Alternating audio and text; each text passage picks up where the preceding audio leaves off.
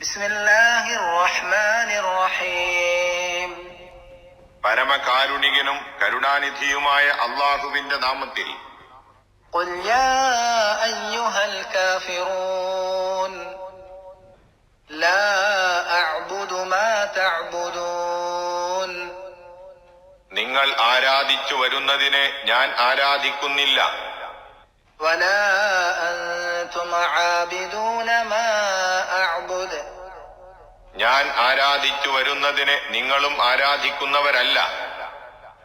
വലാ അന ആബിദും മാ അബദ്തും. നിങ്ങൾ ആരാധിച്ചു വരുന്നതിനെ അഥവാ നിങ്ങളുടെ ആരാധന ഞാനും ആരാധിക്കുന്നവനല്ല. വലാ അൻതും ആബിദൂന മാ അഅ്ബുദു. ഞാൻ ആരാധിച്ചു വരുന്നതിനെ അഥവാ എന്റെ ആരാധന നിങ്ങളും ആരാധിക്കുന്നവരല്ല. ലക്കും ദീനുക്കും വലിയ ദീൻ. നിങ്ങൾക്കു നിങ്ങളുടെ മതം, എനിക്കു എന്റെ മതവും. ഇസ്ലാമിന്റെ പരിഭാവന സന്ദേശങ്ങൾ പ്രബോധനം ചെയ്യുവാനും അത് പ്രായോഗികമായി നടപ്പിൽ വരുത്തുവാനുമാണല്ലോ നബി സല്ലല്ലാഹു അലൈഹി വസല്ലമ നിയുക്തനായിട്ടുള്ളത്. ഇസ്ലാമിന്റെ പ്രഥമവും പരമപ്രധാനവുമായ ലക്ഷ്യമാകട്ടെ ശിർക്കിനെ നിർമ്മാർജ്ജനം ചെയ്ത് തൗഹീദിനെ സ്ഥാപിക്കുകയുമാണ്. മറ്റുള്ളതെല്ലാം ഈ ലക്ഷ്യത്തിന്റെ വിശദാംശങ്ങളും അനിവാര്യ ഫലങ്ങളുമാകുന്നു. അപ്പോൾ ബഹുദൈവാരാധനയാകുന്ന ശിർക്കും ഏകദൈവാരാധനയാകുന്ന തൗഹീദും തമ്മിൽ ഭാഗികമോ നാമമാത്രമോ ആയ സന്ധി പോലും ഉണ്ടാകുക സാധ്യമല്ല. രണ്ടും തമ്മിൽ പൂർവാപര വിരുദ്ധങ്ങളായിരിക്കേയുള്ളൂ. ഈ യാഥാർത്ഥ്യം സുസ്പഷ്ടവും ഖണ്ഡിതവുമായ ഭാഷയിൽ ശക്തിയുക്തം തുറന്ന് പ്രഖ്യാപിക്കുന്ന ഒരു ചെറിയ അധ്യായമാണ് ഇത്. തൗഹീദിന്റെ മൗലിക വശങ്ങളെ സുവ്യക്തമായ ഭാഷയിൽ സംക്ഷിപ്തമായി വിവരിക്കുന്ന ഒരു ചെറിയ അധ്യായമാണ് സൂറത്തുൽ ഇഖ്ലാസ്. അപ്പോൾ ഈ രണ്ട് സൂറത്തുകളും തമ്മിൽ പൊരുത്തവും ബന്ധവും അവയിലെ ആശയങ്ങളുടെ പ്രാധാന്യവും വ്യക്തമാണല്ലോ.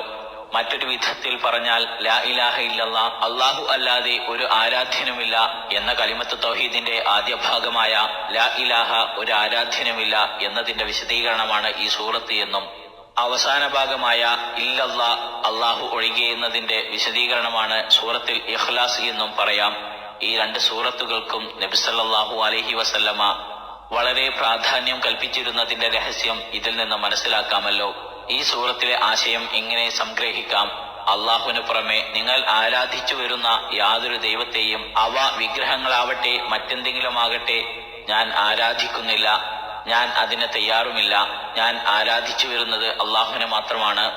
അവനെ നിങ്ങളും ആരാധിക്കുന്നില്ല, അതിന് നിങ്ങൾ തയ്യാറുമില്ല. നിങ്ങൾ നടത്തിവരുന്ന ശിർക്കുപരമായ ആരാധനാമുറകൾ ഒന്നും എനിക്ക് സ്വീകാര്യമല്ല. എന്റെ ആരാധനാമുറകൾ നിങ്ങളും സ്വീകരിക്കുന്നില്ല. എന്റെ ആരാധ്യനായ അള്ളാഹു നിർദ്ദേശിച്ചു തന്ന ആരാധനാരൂപം മാത്രമാണ് ഞാൻ സ്വീകരിച്ചു വരുന്നത്. നിങ്ങൾ നടത്തിവരുന്ന ആരാധനകളാകട്ടെ, അവ നിങ്ങൾ തന്നെ സ്വയം കെട്ടിയുണ്ടാക്കിയ ചില ചടങ്ങുകൾ മാത്രമാണ്. അതുകൊണ്ട് നാം തമ്മിൽ ഒരു കാലത്തും യോജിക്കുക എന്ന പ്രശ്നമേ ഇല്ല. നിങ്ങൾ നിങ്ങളുടെ മതവും നടപടിക്രമവും പിൻപറ്റിക്കൊള്ളുക, ഞാൻ എന്റെ മതവും നടപടിയും പിൻപറ്റിക്കൊള്ളാം. അതതിന്റെ ഫലം നമുക്ക് ഇരു കൂട്ടർക്കും വഴിയെ കണ്ടറിയുകയും ചെയ്യാം. ഇബ്രാഹിം നബി അലൈഹിസ്സലാമയും അദ്ദേഹത്തോടൊപ്പം സത്യവിശ്വാസം സ്വീകരിച്ചവരും അവരുടെ ജനതയായ മുശ്രിക്കുകളോട് നാം തമ്മിൽ യാതൊരു ബന്ധവുമില്ലെന്നും നിങ്ങൾ അള്ളാഹുവിൽ വിശ്വസിക്കുന്നതുവരേക്കും നാം തമ്മിൽ പ്രത്യക്ഷ ശത്രുതയാണുള്ളതെന്നും മറ്റും തുറന്ന് പ്രഖ്യാപിച്ച വിവരം സൂറത്തുൽ മുംതഹിനയിൽ അള്ളാഹു ഉദ്ധരിച്ചിരിക്കുന്നു. അതിൽ ഞങ്ങൾക്ക് നല്ലതായ ഒരു മാതൃകയുണ്ട് എന്നും അതോടൊപ്പം നമ്മെ അള്ളാഹു ഉണർത്തുകയും ചെയ്തിരിക്കുന്നു. സൂറത്തുൽ മുംതഹിന 4-ാം വചനം നോക്കുക. അതുപോലെയുള്ള ഒരു പ്രഖ്യാപനം ഈ സമുദായത്തിലെ മുശ്രിക്കുകളോടും ചെയ്യുവാനാണ് ഈ സൂറത്തിൽ അള്ളാഹു നബി സല്ലല്ലാഹു അലൈഹി വസല്ലമയോട് കൽപ്പിക്കുന്നത്. നബി സല്ലല്ലാഹു അലൈഹി വസല്ലമയോടുള്ള കൽപ്പന അവിടുത്തെ അനുയായികൾക്കും ബാധകമാണെന്ന് പറയേണ്ടതില്ലല്ലോ. അല്ലാഹു അലം.